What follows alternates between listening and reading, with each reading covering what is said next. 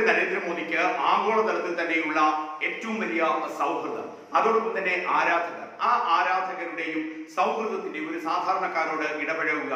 ഇന്ത്യയിൽ എത്രയോ വേദികളിൽ അദ്ദേഹം പ്രസംഗിക്കുമ്പോൾ, അത് രാഷ്ട്രീയ പ്രസംഗമാകുമ്പോൾ, ഇന്ത്യയുടെ യുവത്വത്തോട് സംവദിക്കുമ്പോൾ, ഇന്ത്യയുടെ സ്കൂൾ കോളേജ് വിദ്യാർത്ഥികളോട് സംവദിക്കുമ്പോൾ, അതോടൊപ്പം തന്നെ പാർട്ടി പ്രവർത്തകരോട് സംവദിക്കുമ്പോൾ, മറ്റ് സാമൂഹിക സാംസ്കാരിക സാമുദായിക മേഖലയിലെ പ്രവർത്തകരോടൊക്കെ സംസാരിക്കുമ്പോൾ നരേന്ദ്രമോദിക്ക് ലഭിക്കുന്ന ഏറ്റവും വലിയ ജനകീയതയുണ്ട്, ആ ജനകീയ സ്വീകാര്യതയുണ്ട്.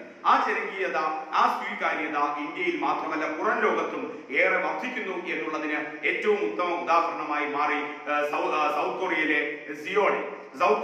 സിയോളിൽ പ്രധാനമന്ത്രി നരേന്ദ്രമോദിക്ക് ലഭിച്ച വൻ സ്വീകരണം.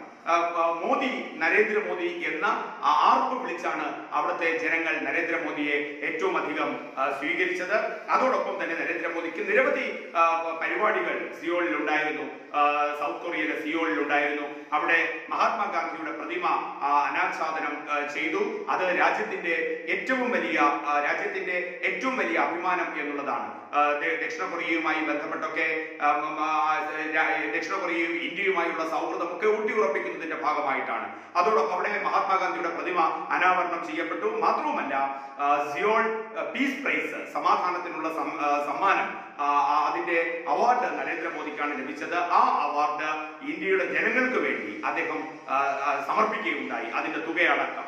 ഇന്ത്യയുടെ വൈവിധ്യമാർന്ന സംസ്കാരത്തിന്, ഇന്ത്യയുടെ വൈവിധ്യമാർന്ന സാംസ്കാരിക രീതികൾക്ക്, ഇന്ത്യയുടെ വൈവിധ്യമാർന്ന സാംസ്കാരിക സാമുദായിക ഇടങ്ങൾക്ക്, മതമൂല്യങ്ങൾക്ക്, അതോടൊപ്പം തന്നെ മൊത്തത്തിൽ ഒരു സാംസ്കാരിക മൂല്യങ്ങൾക്കുള്ള ഏറ്റവും വലിയ ചവിട്ടുപടിയും, അതോടൊപ്പം തന്നെ അതിനെ ഉത്തുംഗതയിലേക്ക് നയിക്കാൻ തന്റെ സർക്കാർ പ്രതിജ്ഞാബദ്ധമാണെന്ന് ഓർമ്മിപ്പിച്ചുകൊണ്ട് തന്നെ സിയോൾ പീസ് പ്രൈസ് അത് രാജ്യത്തിന്റെ ജനങ്ങൾക്ക് വേണ്ടി അദ്ദേഹം സമർപ്പിക്കുകയുണ്ടായി. എന്തായാലും സൗത്ത് കൊറിയ ദക്ഷിണ കൊറിയയിലെ സിയോളിൽ ഏറ്റവും വലിയ ജനകീയമായ മോദി നരേന്ദ്രമോദി എന്ന് ആർപ്പ് വിളിച്ചുകൊണ്ട് സാധാരണക്കാർ അദ്ദേഹത്തെ വരവേൽക്കുന്ന ദൃശ്യങ്ങൾ ഇപ്പോൾ ലോക നവമാധ്യമങ്ങളിൽ ഏറ്റവും ചർച്ചയാവുകയും അത് ജനങ്ങൾ ഹൃദയത്തിലേക്ക് വാങ്ങുകയും ചെയ്യും.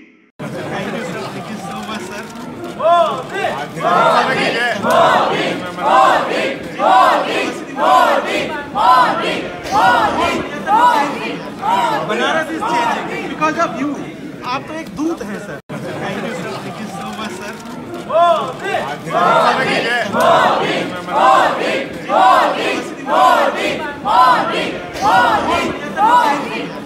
Banaras is changing because of you. आप तो एक दूत हैं sir. Thank you so much sir.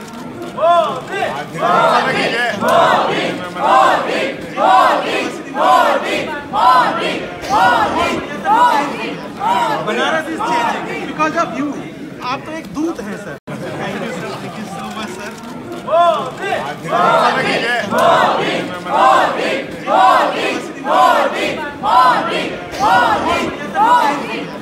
Banaras is changing because of you. आप तो एक दूत हैं सर.